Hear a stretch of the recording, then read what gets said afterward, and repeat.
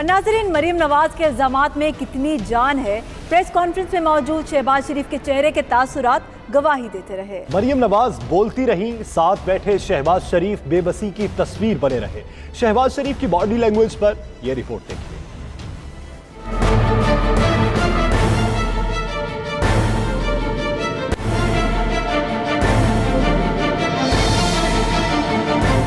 नून लीगी रहनुमाओं की news conference शुरू तो शहबाज शरीफ ने की, लेकिन चंद ही लम्हों बाद मरियम नवाज ने माइक संभाल लिया। शहबाज शरीफ मरियम नवाज और मरियम नवाज शहबाज शरीफ की नशिस्त पर आकर बैठ गईं।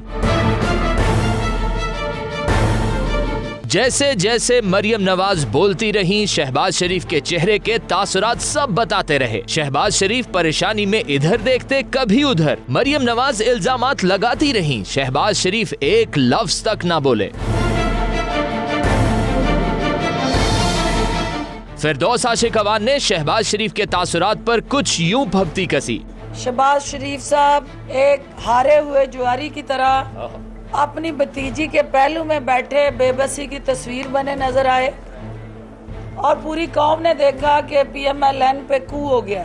भतीजी बेटी ही कहलाती है, तो भतीजी अपने चचा को बुलडोज करते हुए कोने में लगा के इस मुल्क और कौम के